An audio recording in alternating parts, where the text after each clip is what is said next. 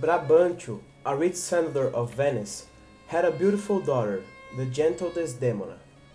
Many men wanted to marry her, both for her many good qualities and for her rich expectations. But she saw no one that she really desired among the lovers of her own country and color, and she had chosen as the object of her love a black man, whom her father liked and often invited to his house. This man, Othello, seemed to have everything that might make him attractive even to the greatest lady.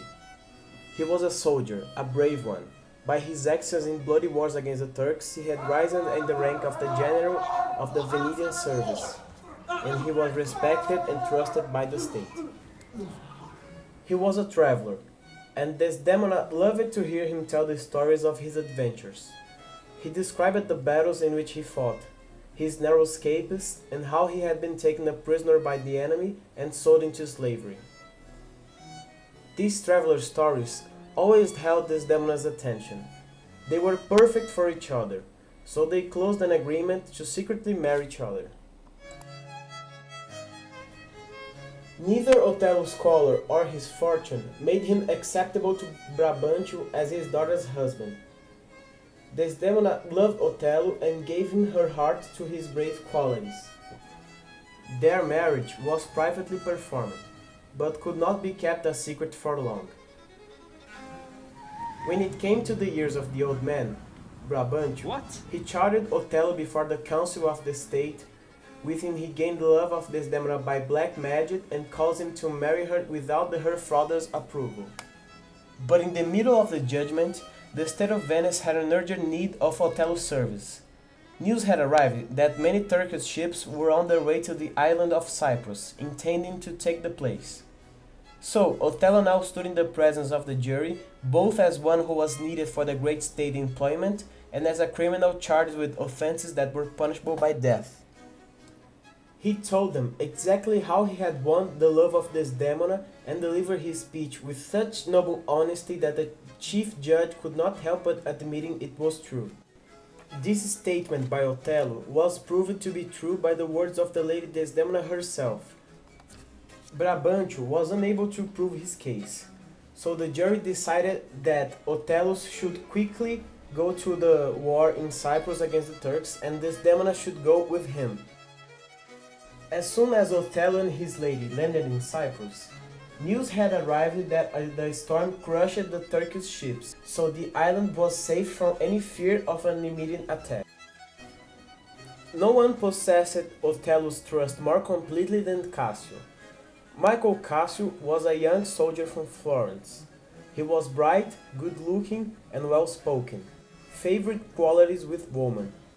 He was exactly the sort of person that might excite the jealousy of an older woman. He had employed Cassio as a kind of messenger in his love affair with Desdemona, because he feared that he did not have the soft tongue which pleases ladies that was found in his friend. It's not surprising then that the gentle Desdemona loved and trusted Cassio next to Othello himself.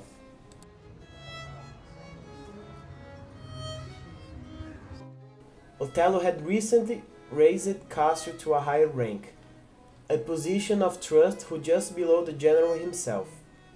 This had given great office to Iago, an older officer who thought he had a better claim than Cassio. I hate Cassio! And I hate Othello too! Because the way that they treat you is not fair. It's my job. No, it's not fair. It's not fair! But I think that I have a way to get my revenge from them. How? I need to make Othello be jealous of Cassio, so he can result of the death of Cassio or Othello, or both of them. It's gonna be a good idea.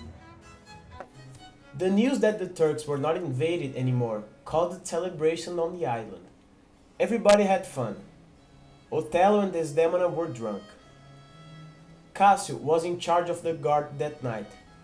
He had orders from Othello to keep the soldiers from drinking too much. That night, Iago began to put his plan in action. Pretending loyalty and love for the general, he persuaded Cassio to have a lot of drink. For a time, Cassio refused.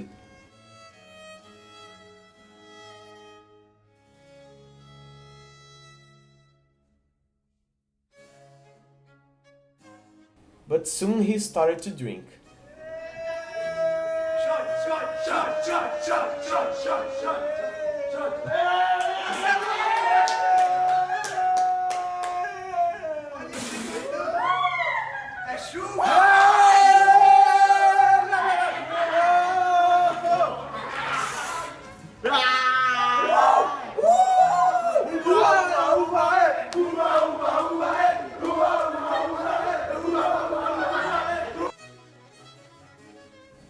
Then his tongue began to praise Desdemona, saying that she was the most beautiful lady.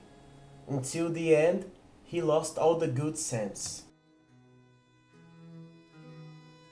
Following his plan, Iago began to encourage another man to fight against Cassio, saying that he was trying to hook up with a married lady. As soon as the fight starts, Montano, an honorable officer, tried to stop the fight, as himself was wounded. The noise and disorder now began to spread, and Iago, who began it all, was the first to give the warning to Othello, who came to intervene on the situation.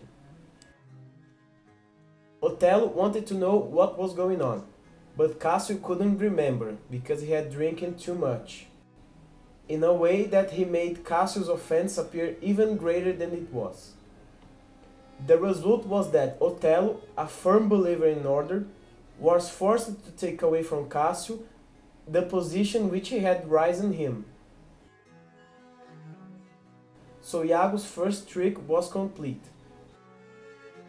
He had now weakened his hated enemy and made him lose his rank. Cassio went to the lady Desdemona, who was easily persuaded to do what he asked. She promised Cassio that she would beg her lord to forgive him, and would rather die than give up his case. She immediately began to do it, in such a serious and pretty manner that Othello could not stop her. Othello was very angry with Cassio, when he said it was too soon to forgive such an offender. It happened that Othello and Iago had entered the room where Desdemona was with Cassio, who had been begging her to help him. I do not like that. Othello started to think about everything that was happening lately, and he begged Iago to tell him what he knew. Man, Desdemona does not love you. She betrayed you with Cassio on the party. And I think that it's a very tough decision, but you gotta have to kill her. I really love her. She was very good with me, but I want to kill her until I know the truth. Iago begged his pardon for having worried him, but Othello, pretending not to care, while he was really shaken with the grief at Iago's words, asked him to continue. Iago appeared not want to, as if he had no wish to prove anything against Cassio, who he called him his friend. I'm gonna kill her! Iago told Othello to not do anything stupid until he has a proof of something. Things were about to change. Iago had stolen Desdemona's handkerchief and put it on Cassio's bag.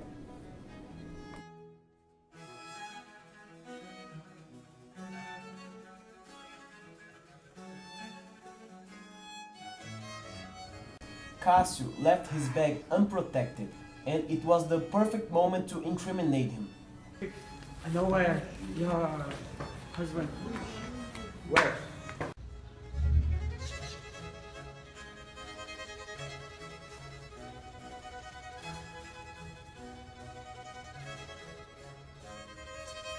Othello could not believe his eyes. He decided to kill Desdemona. Buy a sharper knife. Chose one.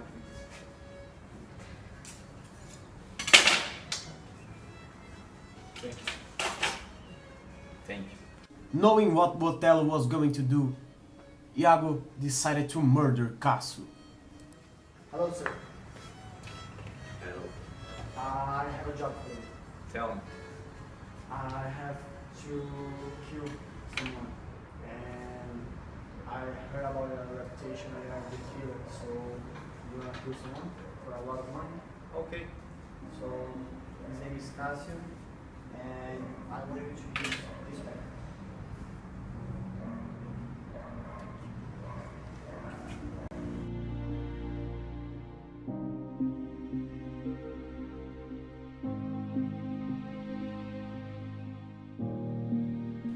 Cassio luckily survived the murder attempt.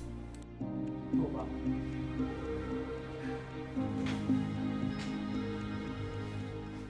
Hi, Hi, sweetie. I found your headband What?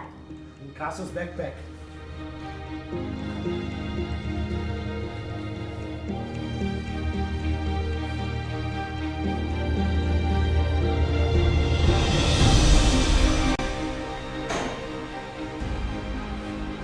Othello! Why did you hire Iago to kill me? It became clear to Othello that all that was planned by Iago. I had no choice but to kill myself.